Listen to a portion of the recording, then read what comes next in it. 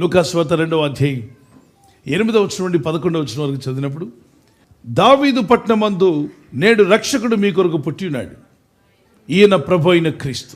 మనుషులందరూ చాలా సంతోషించారు. ఎప్పుడో తెలుసా?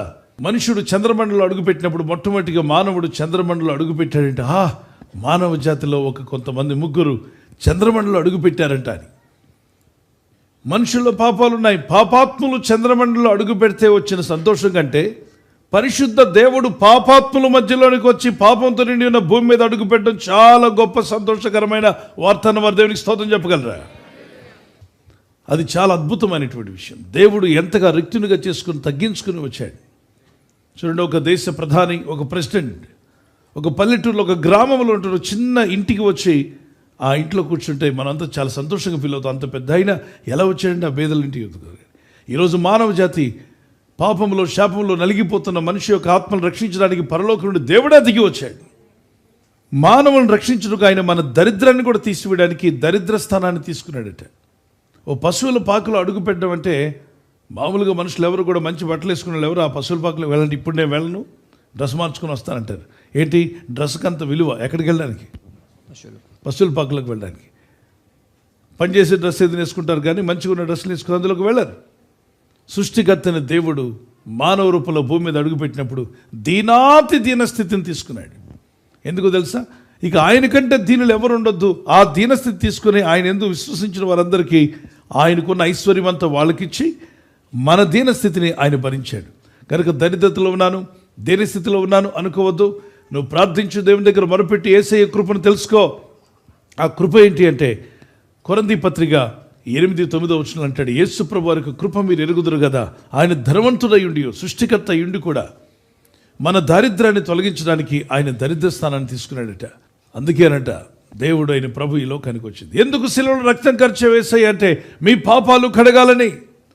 ప్రభు ఎందుకు నీ శరీరం అంతా గాయాలయ్యాయి అన్నప్పుడు, మీ రోగములను తొలగించాలని. ప్రభు నీ తల మీద ముళ్ళకిరీటం ఎందుకు పెట్టనిచ్చావు? మీ శాపములు తొలగించాలని. ప్రభు నీ చేతుల్లో కాళ్ళలో మేకలు ఎందుకు?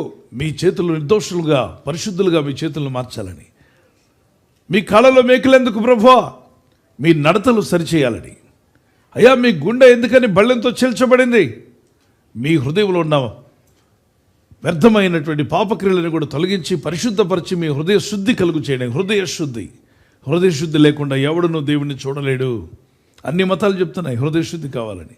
మరి హృదయ శుద్ధి ఇచ్చేది ఎవరు అంటే, పాదరసంతో పళ్ళరసంతో పాలతో కడిగిన నీ హృదయాన్ని పరిశుద్ధపరచుకోలేవు. కానీ మనిషి యొక్క హృదయం పరిశుద్ధం అవ్వాలంటే పరిశుద్ధుని యొక్క రక్తము చిందించబడాలి. ఆ రక్తాన్ని యేసయ్య చిందించాడు నీ కోసం నా కోసం అన్నవారు గట్టిగా దేవునికి స్తోత్రం చెల్లిద్దాం. అందుకొరకు ప్రభు ఈ లోకానికి వచ్చాడు.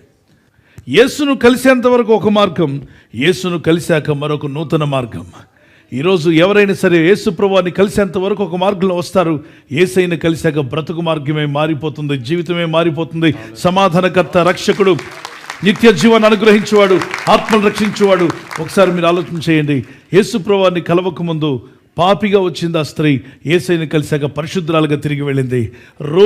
రోగాలతో వచ్చారు యేసయ్యను కలిసేంత వరకు. మత్తయి సువార్త 15:31 నుండి 34 వచనం వరకు యేసు పాదాల మీద పడి కన్నీళ్లు కార్చగా ప్రభువాన్ని బాగు చేయగా రోగులుగా వచ్చిన వారు ఎలా వెళ్ళారట? ఆరోగ్యంగా వెళ్ళారు.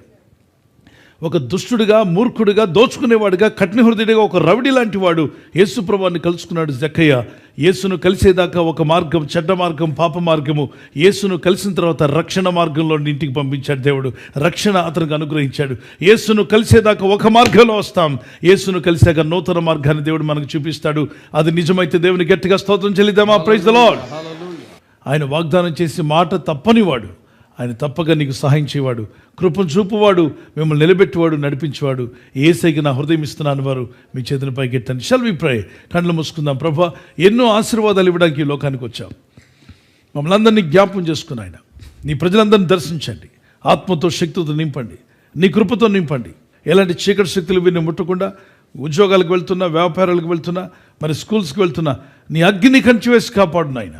ఎన్నాళ్ళు కాపాడావు తండ్రి, ఇప్పుడు కూడా కాపాడుతున్నందుకు స్తోత్రం. యేసు నా హృదయంలోకి రమ్మని గట్టిగా చెప్పగలరా? రక్షకానికి స్తోత్రం చెల్లిస్తున్నాను. సజీవుడానికి స్తోత్రం అయ్యా. నా జీవితంలోనికి మీ గొప్ప వెలుగు ఉదయించునుగాక, మీ చిత్తమాలు నెరవేరునుగాక.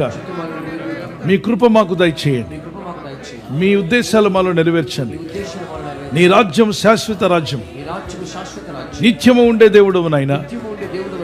నన్ను నా ఇంటి వారిని రక్షించినందుకు స్తోత్రం. నా బంధువులు, మిత్రులు, నా స్నేహితులు, నా గ్రామస్తులు, నా పట్టణంలో ఉన్నవారు, మా సిటీలో ఉన్నవారు, మా రాష్ట్రము, మా దేశంలో ఉన్న ప్రజలు అందరూ రక్షణ పొందాలని ఆశిస్తున్నావు యేసయ్య. రక్షణ భాగ్యము దయచేయండి. ఈ రాత్రి నెమ్మదితో పండుకొని సురక్షితంగా కాపాడబడినట్లుగా నీ అగ్ని కంచి వేసి మమ్మల్ని కాపాడండి. మీ చిత్తములో కొనసాగే కృప మా అందరికీ దయచేయమని యేసుక్రీస్తు ప్రశస్త నామములో వీరందరికీ చక్కని నిద్ర దయచేసి తెల్లవారు లేచి కృపను మాకిమ్మని క్రీస్తు నామములో అడిగి వేడుకుంటున్నామా పరలోకపు తండ్రి. ఆమేన్, ఆమేన్. ఈ వాగ్దానాన్ని మీతోనే ఉంచుకోకుండా లైక్ చేయండి, షేర్ చేయండి. అనేకులు ఈ యొక్క ఛానల్ సబ్స్క్రైబ్ చేసుకోమని తెలియపరచండి. సబ్స్క్రైబ్ చేయని వారు కూడా సబ్స్క్రైబ్ చేయండి. Good night. God bless you.